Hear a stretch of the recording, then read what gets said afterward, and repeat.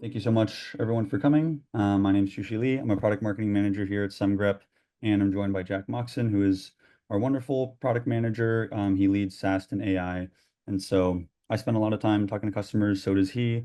And we were actually just at RSA, and I feel for you guys because I feel like um, within 10 minutes of being in the showroom, the word AI had kind of like lost all semantic meaning in my brain. And so we're going to try to keep this really grounded in like outcomes and kind of be very pragmatic about what we think AI can do in AppSec, what we think AI might be able to do in the future, and what we can do today. So I'm going to start out by just kind of talking about the current state of the world, go into the details of like how we view false positives and prioritization at SemGrep and how we view essentially how we leverage large language models to help us make sense of all of them. Um, and then I'm going to hand things off to Jack, who's kind of going to talk about what this actually looks like in practice with our product.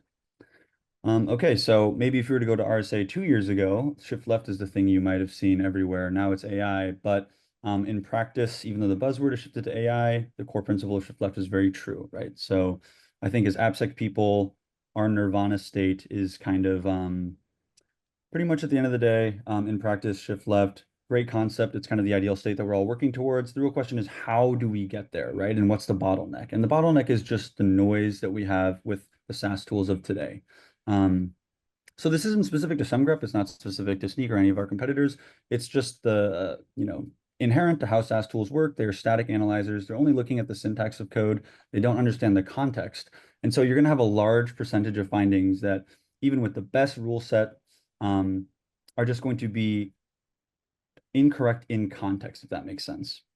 And so I'll explain this more in a bit, but essentially, if you have a signal ratio that is lower than around, I think research shows 70 to 90%, that's kind of the threshold you need to meet to maintain credibility and effectiveness with your developers. So if you're dipping below that 70% accuracy rate, you're going to start to see developers have very frustrating experiences, and they're not really going to take SAST alerts as something that is a signal, oh, I've introduced a material risk in my code. It's more going to be, oh, this is an annoyance that is most likely going to be something that is actually not exploitable. So I don't necessarily have to care or put in any sort of diligence in triaging this or thinking about this finding. Um, and yeah, well, when we talk about shift left, I would like to just even simplify that further. When I say shift left, I literally just mean, hey, the developer is seeing and fixing an issue before security gets involved. So it's completely autonomous, hands off for the security team. And so this is kind of how we model the effectiveness of an AppSec program. And as you can see, um, I think the core insight with this chart, I know it can be a little hard to digest, but essentially all we're saying is that if your signal rate is 10%, the effectiveness of your AppSec program, it doesn't matter how good your remediation is, it doesn't matter what percentage of findings you're showing to devs early in the development process, you're never going to get an effectiveness that's higher than the signal rate. So if only 10% of your findings are surfacing real exploitable issues in that specific context, in your specific environment, you're not going to have a very effective AppSec program. So I think as an industry, we've actually, done a lot, and AI has actually helped a lot as well with the remediation side of things. When it comes to shifting left, you see a lot of tools that now can surface issues to developers in the IDE or in the pull request. But at the end of the day, none of that really matters if we're not solving that core initial piece, which is just a signal to noise ratio. So you can think about it as, there's a lot of AI fix tools out there right now. A lot of vendors have solutions that'll use generative AI to automatically create a fix for a developer. But if you don't have that noise piece solved, all you're really doing by automatically generating fixes for a bunch of false positives is you're really just scaling up the amount of noise that developers see. So the fundamental issue is still the signal rate. And that's what we spend a lot of our time and focus here on at Semgrep, both on the security research side, on the product side, on the engineering side, trying to solve that core issue. So the foundational question is, can large language models reduce the noise? And our answer to that is going to be yes. And there's going to be a little bit of explaining I need to do here. But I think the concept in practice is very simple. So essentially, you can think of false positives as being in two categories, right? The first category is the rule intent false positives, which just means that your SaaS tool shows you a finding, and that finding is just misaligned with what the author of the rule wanted to find. And so, for 5+ years, Semgrep has been known as a very, very accurate SaaS tool, and this is before the advent of large language models. And prior to AI, when we made claims around being low noise, leading the industry in accuracy, this is the kind of false positive that we're talking about minimizing. So Semgrep is very, very good with no AI at just minimizing false positives that are just mismatched, that are just findings that are mismatched with the actual intent of the rule. Now, the second category of false positives is what we like to call contextual false positives. And the best analogy I have for this is if you think about like when you're cooking and your smoke detector goes off, well, it's not like your smoke detector did anything wrong, right? You actually want your smoke detector to beep when you're cooking because you want to know that it's working and it's correctly surfacing issues. But in that specific context, well, you kind of wish your smoke detector didn't go off because you're cooking, but your smoke detector has no way of knowing that, right? It doesn't have that context. Um, and so I think that this second category of false positive, if there's an existing mitigation, if it's in test code, if there's a secure default used or like a framework used that already mitigates, a type of vulnerability by construction, these are things that no SAST tool is ever going to be able to pick up on because, again, they are only analyzing the syntax of code and matching patterns. They're not doing any sort of contextual analysis. And so what we've done with our AI solution is we're now able to kind of minimize both types of these false positives. And so the way I like to think about it is we're the first truly high signal scanner in the sense that we're already very, very good at tackling the initial type of false positives that are just mismatched with the rule intent. And now with Semgrep Assistant, our auto triage and our memories, which Jack will get into more, we're also able to minimize the contextual false positives. So these are findings that, you want your SAST scanner to surface, but in specific contexts, you don't care about them. And we're the first tool that's really able to say, hey, in this instance, you shouldn't actually care about this. So we're not going to show it to you. We're not going to show it to a developer. And I think the great thing about this two-pronged approach where we have static analysis and LLMs is that, yes, we're minimizing the noise across the board, but you're not actually sacrificing any comprehensiveness in detection. So, you can feel confident automatically surfacing things to developers. You can feel confident that you're minimizing the noise, but you should still feel confident that we're catching everything at the ground level that needs to be detected. We're just really smart about what we end up showing you. So just expanding on this, legacy SAST is purely syntactic, it's deterministic. So there are definitely strengths, and it's the reason that it's the first part of our core engine, right? It's deterministic, it's cheap and fast. And you can actually, write a bunch of custom rules that help your scanner understand the unique context of your environment or the unique context of this file. And that's something that is very, very important. I like to think about most vendors as taking an approach where they're generalizing how good their scanner is to be okay for every code base, but not excellent for any code base. And at Semgrep, our core philosophy is that through our deterministic scanner and through our AI, we want to have a code scanner that really overfits to your specific environment, understands the specific business context in your code base, and reduces noise that way. So a big part of that is traditional static analysis that has no AI bits, that is just really, really fast, and uses generalized rules to match generalized insecure code constructions. Thank you. So why use LLMs? Well, again, they kind of solve that second part of the puzzle, which is like, imagine if your smoke detector, right, was like aware that you're cooking, so it shouldn't beep in this instance. That's kind of what we use AI to do, and that's kind of how we found it to be really, really powerful. So using AI for SAST, assuming you had a pure LLM solution, has a lot of weaknesses, right? It's non-deterministic, it's not auditable, it's actually just not very comprehensive in detections. And what makes that even worse is that you can't actually look inside the LLM and trace a finding to a specific rule or something that it was looking to detect. So for example, you're not actually able to see what vuln types you're even scanning for, right? Unless you enumerate every specific rule in a prompt to the LLM. If you just have an LLM look for a bunch of security issues in your code, you're going to have findings and you're not going to be able to say, well, what's my coverage for cross-site scripting? What's my coverage for SQL injection? You're going to have kind of no big picture of what your security posture is. You're only going to have a bunch of point detections. And so by combining the two, that's how I think at Semgrep we've really reached that nirvana state of minimal noise. So as a security person, you can actually feel good about, whatever automation you want to set up that automatically brings something to a developer in their pull request, if you want to show developers issues in the IDE, you can actually feel good about that, and not be concerned that you're damaging the trust that developers have in security tooling, your security team, or worst case scenario, just ignoring issues, or merging against the advising of the security tool.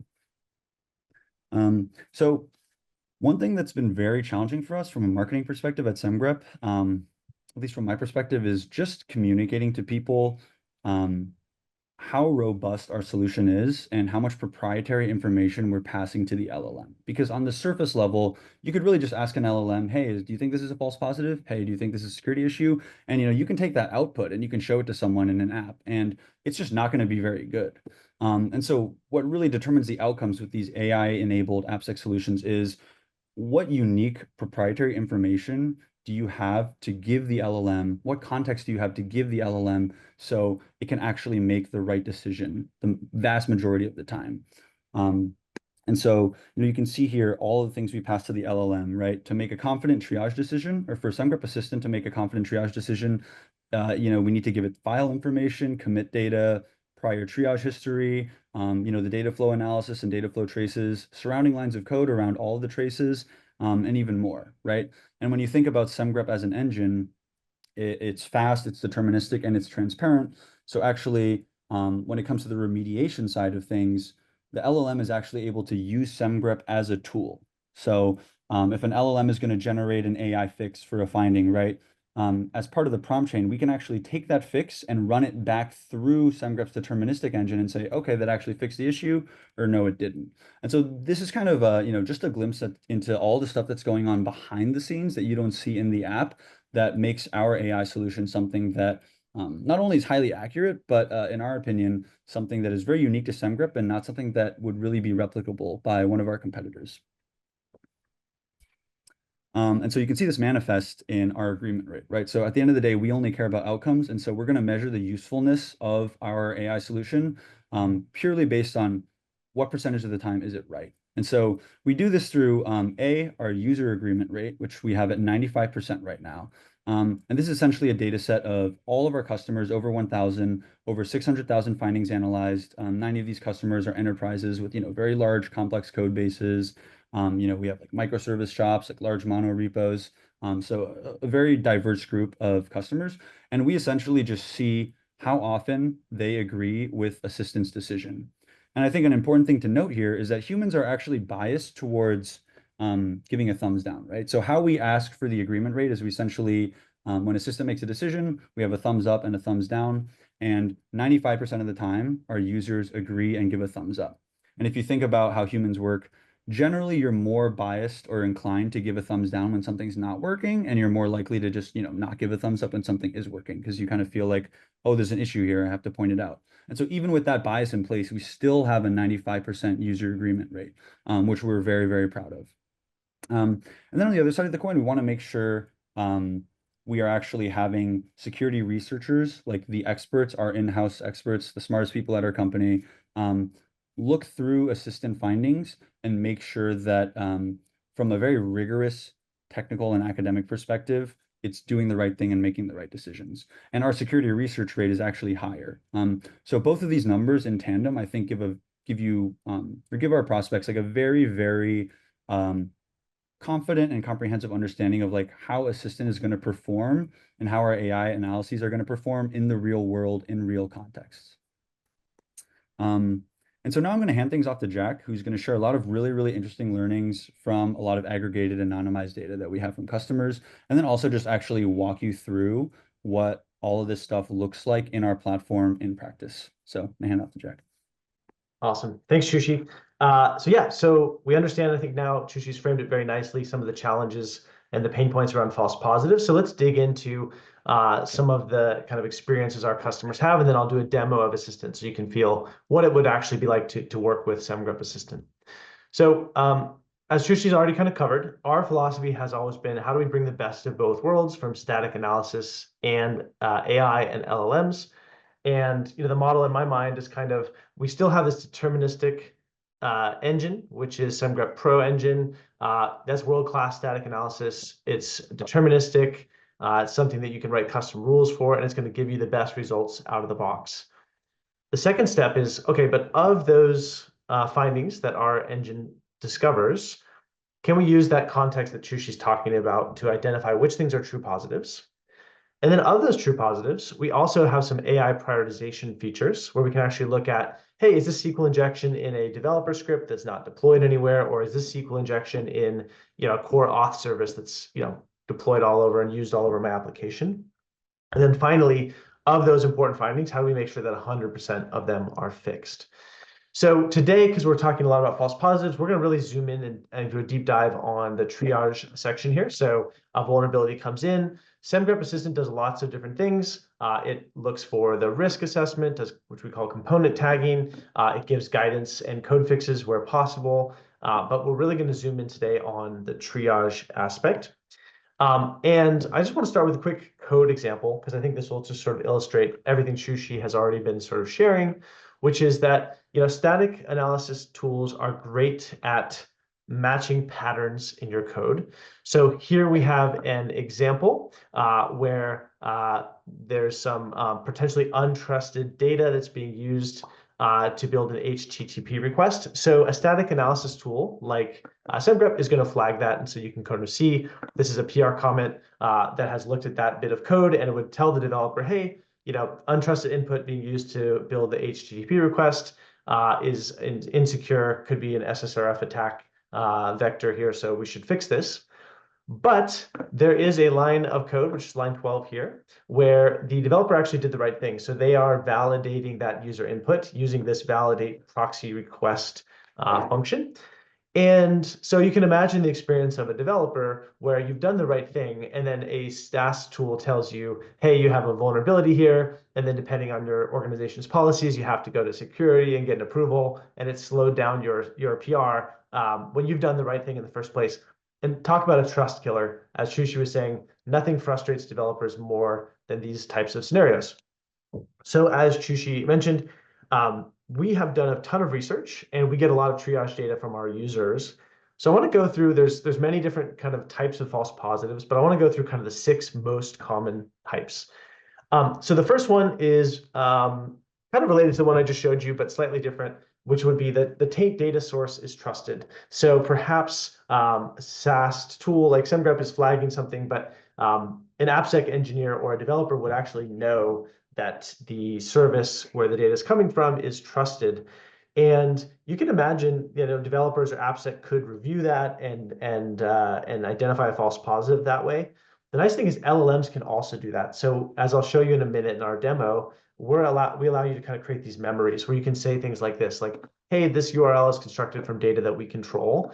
And if you're able to do that, you can actually eliminate that whole category of false positives. A very similar one that I just covered there was, the taint data has already been sanitized. So there's maybe libraries or custom sanitizers, or maybe using a secure logger or something like that, which kind of mitigates what the rule is catching. And so again, you can eliminate those. Another very common one is that the code is just simply not exposed to attackers. This could be that, this repository or this directory is not deployed anywhere, or, hey, there's developer credentials in this repository, so this is like a potential false positive. The next one is the rule doesn't apply. So something about the rule just isn't applicable to this particular set of findings. So this is from a real customer memory. Hey, we're using Google Fonts, and we are not actually vulnerable to sub-resource integrity checks here. So we don't want to use those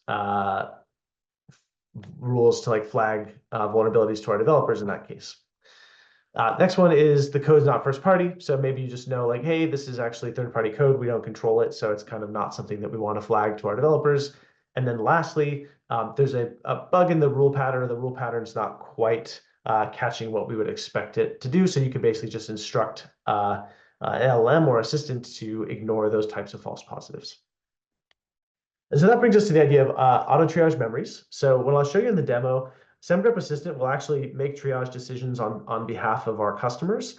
And we allow you to use these memories to instruct Assistant and help it get smarter about your organization over time.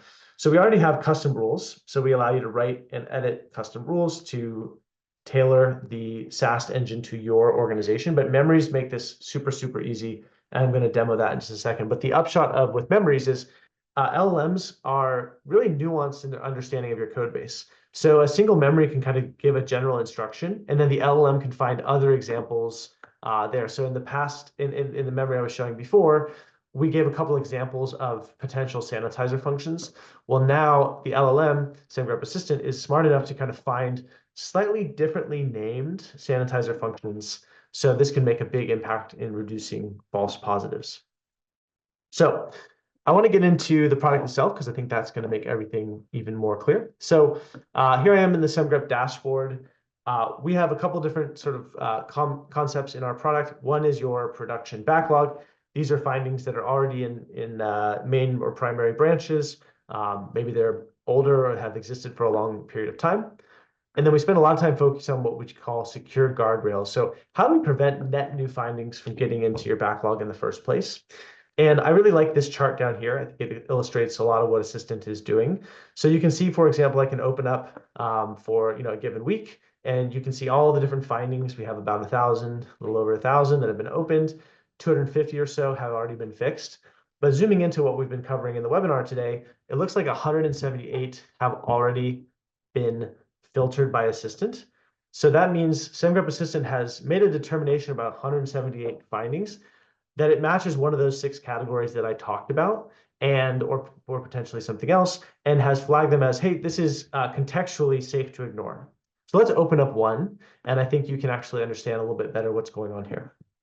So this is a potential issue that is an insecure deserialization vulnerability. It's high severity. We have a lot of confidence in this particular rule, so it's important.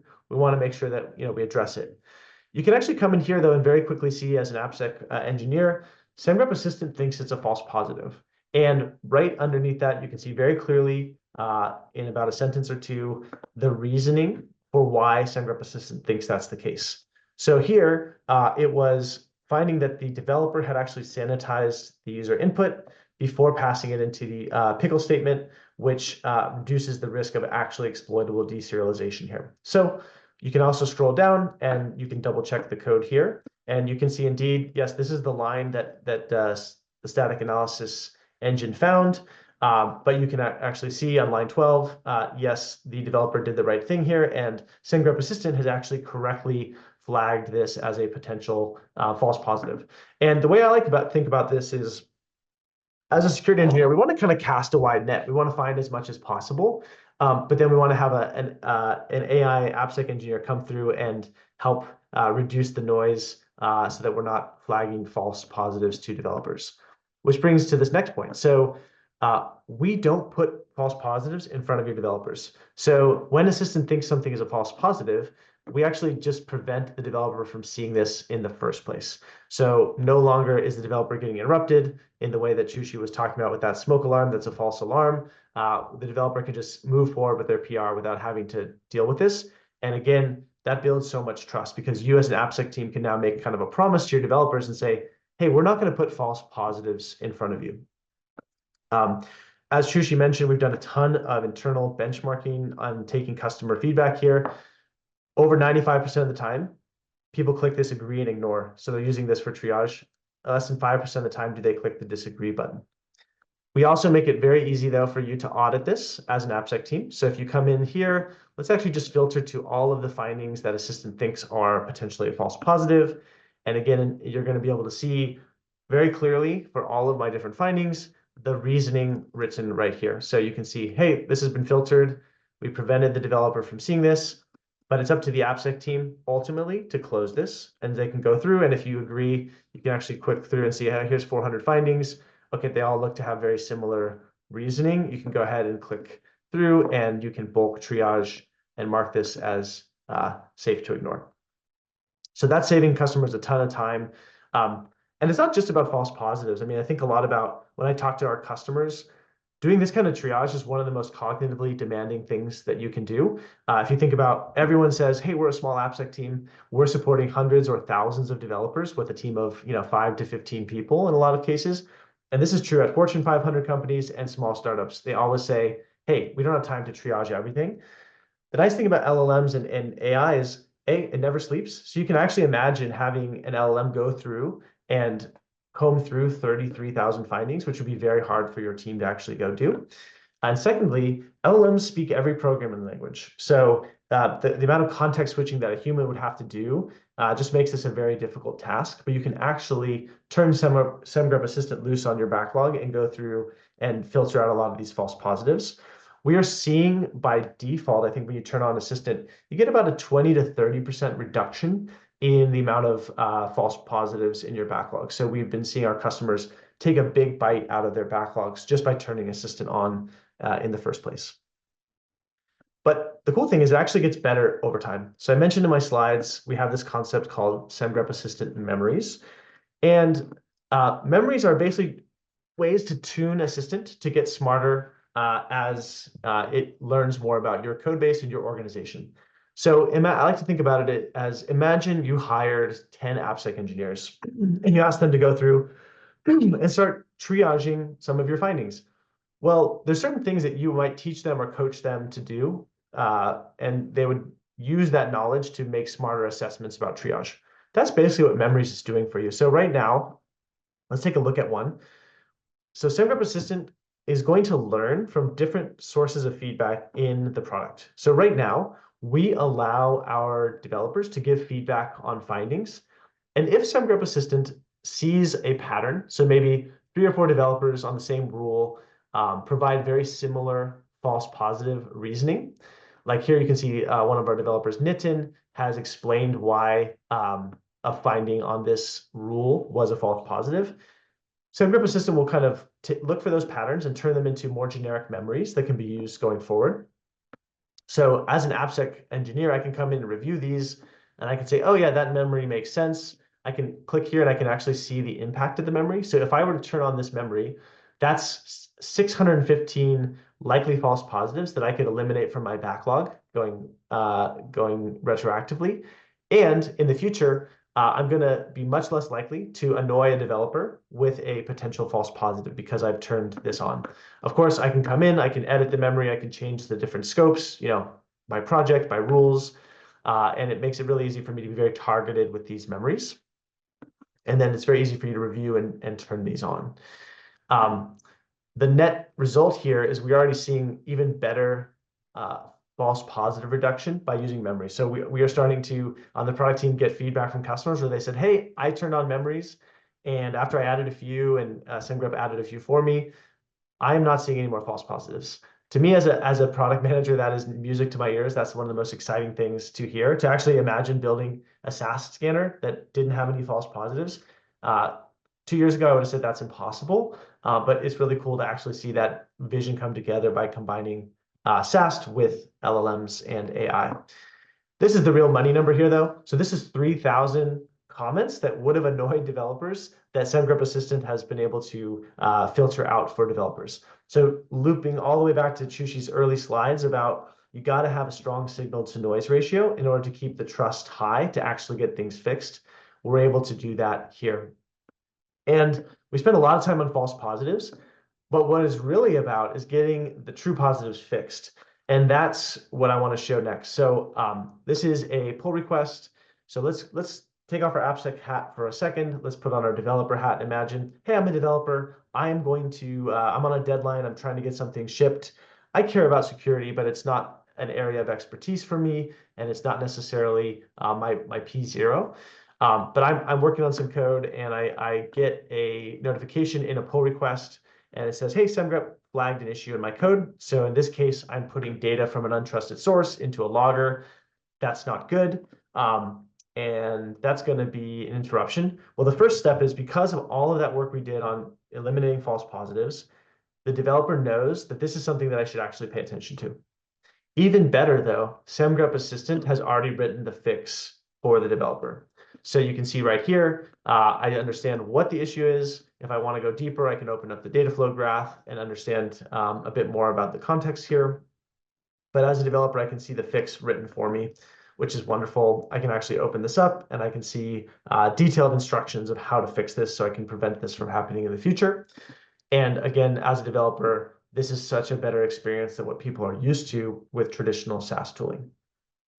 I did want to highlight one interesting thing here. So as Chushi mentioned, having AI written fixes, a lot of people are doing this. So what makes ours unique? Well, in addition to the fact that we're only putting real findings in front of developers, we make it really easy to customize what you're putting into these fixes.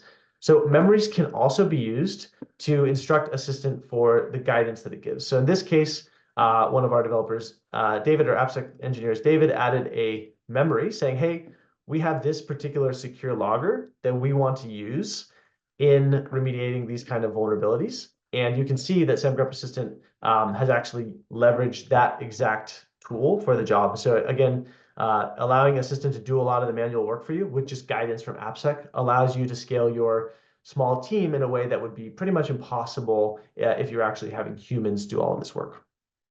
So that's the net result. So how do we eliminate false positives so people actually fix the real findings?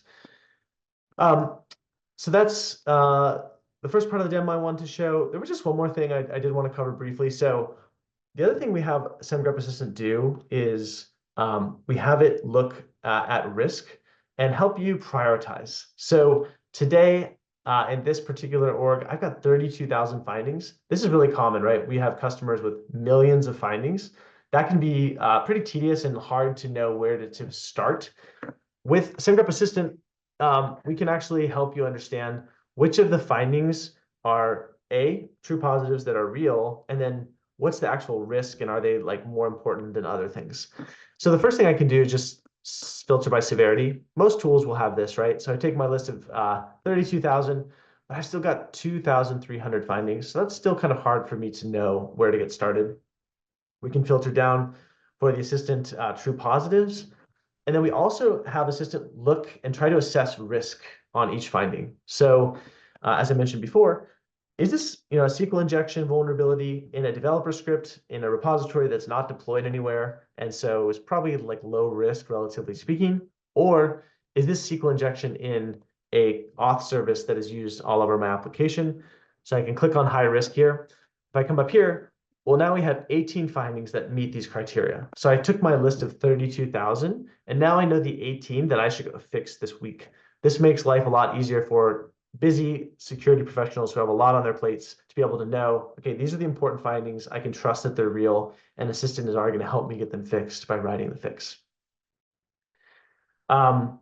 Okay, so that's what I want to cover there.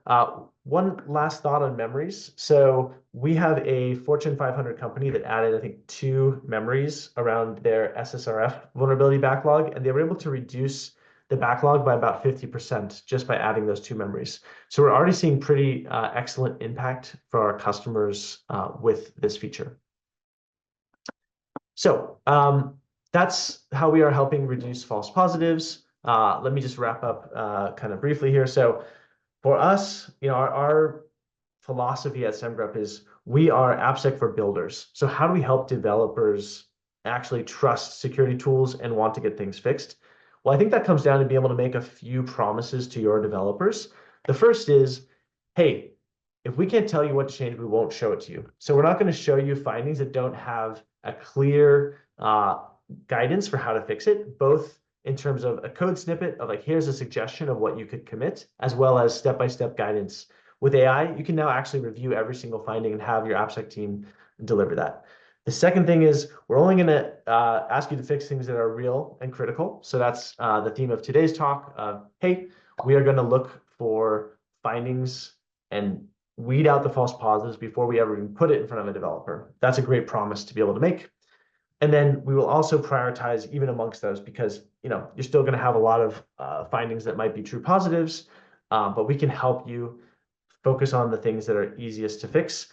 We do this both for first-party code and also for third-party code. So we can look for dependencies that are actually unlikely to have breaking changes. So that's a really cool feature that Assistant also provides. And then lastly, we can make the promise to developers that we'll never ask you to leave your coding environment. So as I showed everything there, the developer was in PRs. We also do all this in the Jira tickets, or if you have a ticketing integration, we put this guidance in those places. We also have an IDE integration. So we are very much not asking developers to ever leave their environment or come into the Semgrep platform. They can, but they're not required to do so because all the info they need is right there in the PR. So just want to close on a customer quote. This is Kevin at Acrisure. The ability to have Assistant remember what I told it and automatically triage for me in the future is game changing. Being able to essentially hit the save button on the work I've done and just pass it on to Assistant has really helped streamline my triage process. We hear this again and again from lots of customers. Kevin happens to be on a pretty small AppSec team, but we also have AppSec teams at the Fortune 500, which maybe they have 20 people on the team, but they're still supporting tens of thousands of developers, so they feel kind of overwhelmed. And it's just great and very gratifying to sort of see how with LLMs we're able to actually make a big difference. And to wrap up, I think Shushi pointed out there's a lot of hype and excitement and talk about AI in this world today. Hopefully, what I've shown you today and what Shushi and I have talked about today feels very grounded. This is not sci-fi. This is not, oh, when the models get better. This is already helping our customers cut their backlogs today by 20 to 30% and just remove a lot of the manual work that they have to do while building trust with their developers. So let's move into the Q&A section. We've got some resources here that we can share out after this call, but we're super excited, and I'm going to go and check the panel. So just give me 1 second to do that. All right, Q&A. We have one anonymous question I can answer. So currently, we do not offer the AI auto triage within the IDE just because the latency would, I think that's a very difficult thing for any vendor to do just because the latency in, prompting the LLM and then waiting for a response. When you think about all of the context that we're passing to the LLM, it would be something that's very, very slow in terms of it really doesn't align with the expectation of speed within an IDE environment. Now, a PR is a different story, right? I got another one here. So we've seen interaction with GitHub. What's the status for GitLab? Same functionality is available in GitLab, so you can get the same experience with GitLab. You can have the fix results there. All the false positive detection works in exactly the same way. We also support Bitbucket and Azure DevOps as well. I can answer. So you can just pass the code snippet from the IDE, and I think that there are actually a couple of vendors that do that. And so the thing is, like I said, so much of the variance and outcomes and the quality of fixes and the quality of triage decisions depends not just on the code snippet, right? But it's all of the other proprietary context that we're actually passing to the LLM. So obviously, none of that can happen purely within the IDE. So yeah, I don't want to speak to, I mean, Jack would be better at speaking to the roadmap. It may be something that we do further down the line. But as of right now, it's not a capability we have. Yeah, but it is definitely something we are investigating actively. So IDE is a hot topic there. We also have started to use the Model Context Protocol, or MCP, which is kind of an emerging standard for interacting with AI systems. And the way I think about it is, you have an AI copilot. You look at tools like Cursor or Windsurf, more and more companies are investing in these AI copilots. How can we help make them aware of what Semgrep knows? So it's very easy for developers in their IDE, if they're not using the traditional IDEs like VS Code, they're using Cursor, how to make sure that the fixes are there and all the finding context is there as well. So that's actually something that we have an open source repository. I think it's Semgrep-MCP. We'll probably do another webinar on that particular topic because it's so interesting. But that is something that we are going to do. Okay, I've got another question here. The AI assistant has a 96% agreement rate on false positive detection. How should we think about that 4% gap? Is 96% really good enough in practice? I love this question. I think it's something we think a lot about ourselves. So, in an ideal world, the AI AppSec engineer would agree with our security researchers 100% of the time. Though I think if you ask the security research team, they don't always agree with one another 100% of the time. But going back to Chushi's kind of point around eliminating false positives, boosting the signal to noise ratio to build trust, this might be a hot take, but it is our belief that eliminating false positives and getting the signal to noise ratio above that 70% threshold is worth a couple of missed true positives. So just philosophically, that is our position on that. But we've tried to make the product work in such a way that you get the best of both worlds. So the product works today where we don't alert developers about these false positives, but the AppSec team, as I showed you, can still review them and look at the audit reasoning. So that's all there as well. So hopefully that kind of gives you the best of both worlds. We're not spamming developers with potential false positives, but AppSec is able to catch anything that that might be there as well. We had another one. Does Semgrep's AI assistant and LMs use my organization's code to train models? That's a great question. Something we get actually probably more commonly than just about anything else. I think people see assistant, they're very excited. How do I get this approved in my organization? We do not use Semgrep. We don't use your code to train any models. We have agreements in place with all of our model vendors so that we're not training any of their models. We also have zero data retention agreements in place with our model providers.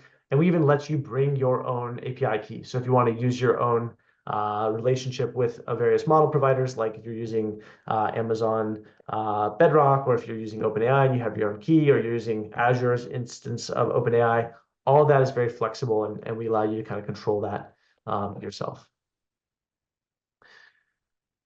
So I think those are all the questions I see, unless I'm missing any others, Chushi.